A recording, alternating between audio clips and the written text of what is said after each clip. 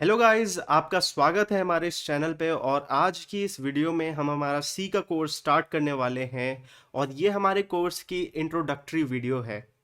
इस वीडियो में मैं आपको बताऊंगा कि ये कोर्स किसके लिए है, इस कोर्स में हम क्या पढ़ाने वाले हैं, और इस कोर्स को पढ़ने का क्या फ़ायदा होगा आपके लिए।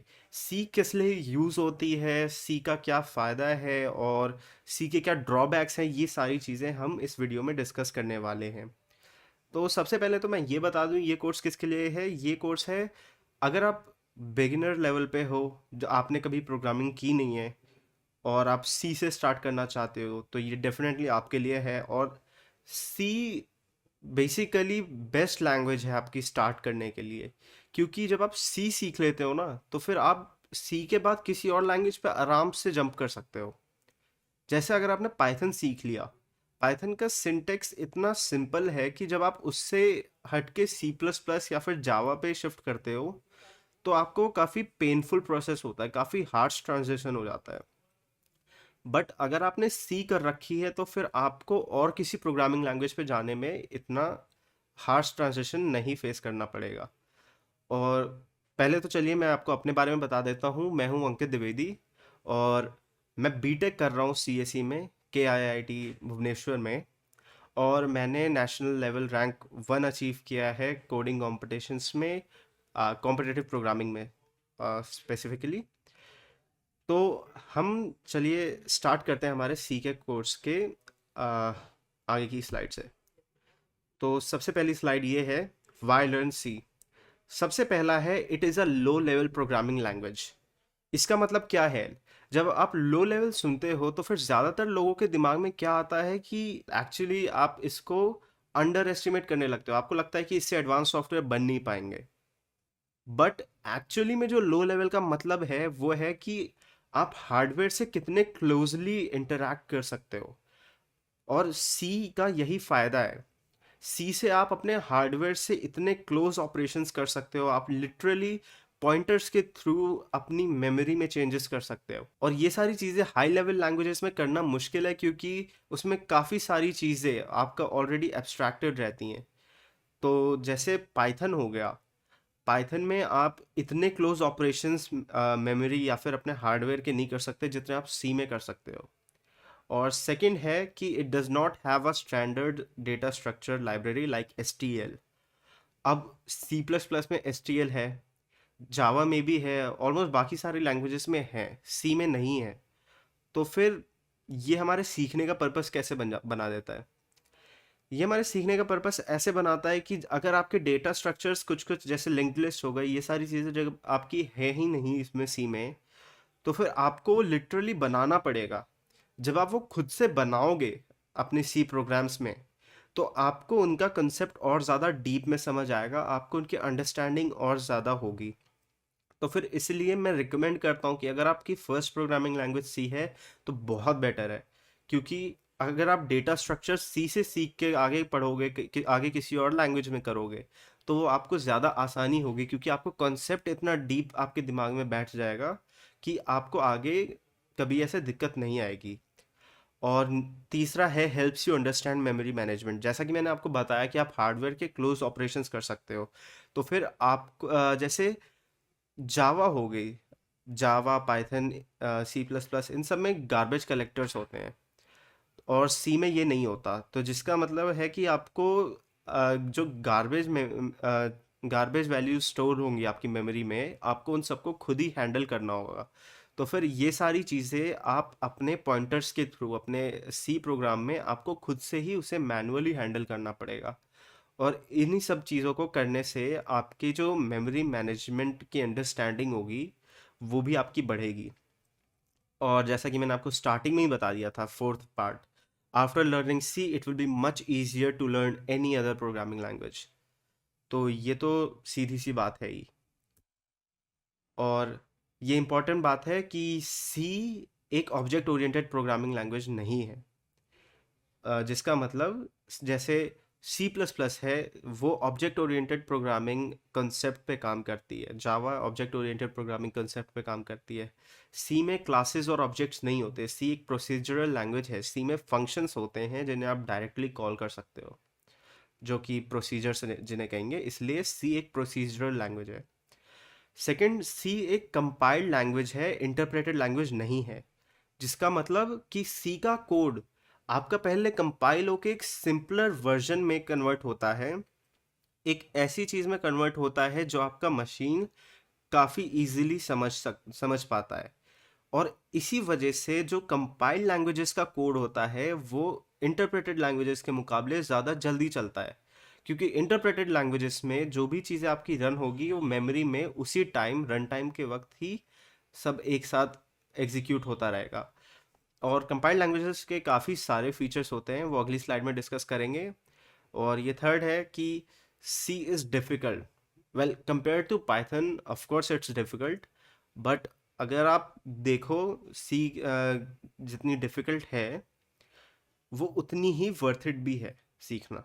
तो इसलिए डरो मत, अभी हम आगे सीखेंगे। और ये है हमारा compiler versus interpreter. First point पे ध्यान दीजिए, processes whole programs at once. Compiler compiler एक बार में आपका जो भी पूरा प्रोग्राम होता है उसको पूरा प्रोसेस करके उसको एक मशीन कोड में ट्रांसलेट कर देता है, जो कोड के लिए जो कंप्यूटर के लिए पढ़ना आसान होता है। बल्कि जो आपका इंटरप्रेटर होता है वो आपका एक इंस्ट्रक्शन एक बार में जो है एग्जीक्यूट करता है। जिसका मतलब अगर आपकी कोई एरर आती है इंटरप्रेटर में तो फिर वो आपको रन टाइम के वक्त ही पता चलेगी। लेकिन अगर आपकी जो है कंपाइलर में कोई एरर आ गई, कंपाइल टाइम पे एरर आ गई, तो वो रन करने से पहले ही आपको पता चल जाएगी। जिसका मतलब अगर आपने एक बार उसको कंपाइल कर दिया तो आप बार बार उसे रन कर सकते हो। अगर और इंटरप्रेटर में आपको बार बार उसे रन करने के लिए इंटरप्रेट करना पड़ेगा। जैसा कि ये वाला पॉइंट पढ़िए, allows for detection of some errors prior to execution. और इंटरप्रेटर का all the errors are caught during execution. ये सेकेंड लास्ट पॉइंट दोनों में, need not to be present in RAM during execution.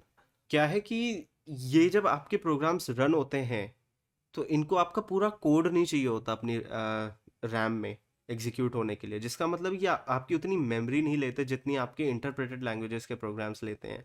क्योंकि इंटरप्रेटेड में आपके सारे पूरे प्रोग्राम को वो मेमोरी में ले लेता है, उसके बाद एक एक करके एग्जीक्यूट करता है।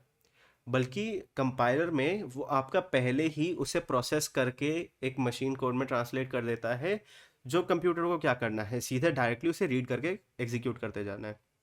उसको पूरे प्रोग्राम को अपने रैम में रखने की ज़रूरत नहीं है, बल्कि इंटरप्रेटर में उसको ज़रूरत पड़ जाती है।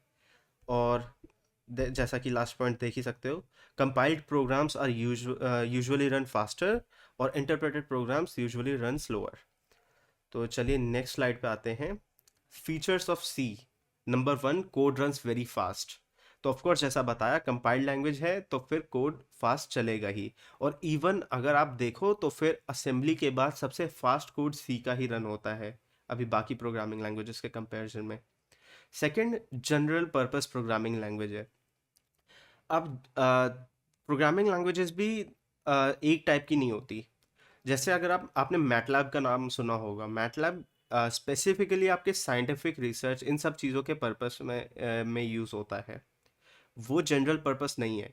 बट मतलब आप मैटलैब को कमर्शियल फील्ड में नहीं यूज़ कर सकते, आप उसे स्टॉक मार्केट के लिए यूज़ नहीं कर सकते मैटलैब को। लेकिन आप सी को आप साइंटिफिक रिसर्च में भी यूज़ कर सकते हो, आप कमर्शियल फील्ड में भी यूज़ कर सकते हो। सी से आप कुछ भी कर सकते हो, इसलिए इसे जनरल पर्पस प्रोग्रामिंग लैंग्वेज कहते हैं। तीसरा, सिंपल एंड एफिशिएंट। इसका जो कोड है वो रीडेबल है, मतलब इतनी इंग्लिश तो है इसमें कि आपको समझ आ जाएगी। और इसका इसमें कुछ एक्स्ट्रा फालतू की चीज़ें यूज़ नहीं करनी पड़ती, जो है इसके प्रोग्राम्स को काफ़ी हैवी बना दे। चौथा, पोर्टेबिलिटी। पोर्टेबिलिटी मतलब हमारा ये जो कोड है, जो भी हम इस कंप्यूटर पे अगर मैंने कोई कोड लिखा है तो फिर मैं उसे जाके दुनिया के किसी और कंप्यूटर पे आराम से एग्जीक्यूट कर सकता हूँ, इसमें कोई दिक्कत नहीं है। ये इसका मतलब यही है कि जो सी प्रोग्रामिंग लैंग्वेज है वो मशीन इंडिपेंडेंट है। तो फिर ये एक बहुत बड़ा फीचर है, ये बहुत ही ज़्यादा ज़रूरी फीचर होता है। अगर आपका प्रोग्राम इसी कंप्यूटर पे काम कर रहा है तो फिर उसे बनाने का मतलब क्या, अगर कोई और उसे यूज़ नहीं कर पाएगा तो। तो फिर ये एक बहुत ज़रूरी फीचर है। अब आगे बढ़ते हैं। सी इज़ लिटरली यूज्ड एवरीवेयर। आपने माई एसक्यूएल का नाम तो सुना ही होगा, लिनक्स का भी नाम सुना होगा। ये जो बड़े बड़े सॉफ्टवेयर्स हैं, ये लिटरली सी पे बनाए गए हैं। आप सी पे खुद का डेटाबेस बना सकते हो, खुद का ऑपरेटिंग सिस्टम बना सकते हो, और एम्बेडेड सिस्टम्स बना सकते हो। एम्बेडेड सिस्टम्स मतलब जैसे आर्डिनोज हो गए, ये सारी चीज़ें ये आप खुद से बना सकते हो सी पे। आप खुद सोचो, माई एसक्यूएल आप खुद प्रोग्रामिंग लैंग्वेजेस, दूसरी प्रोग्रामिंग लैंग्वेजेस के साथ कनेक्ट करके यूज़ करते हो।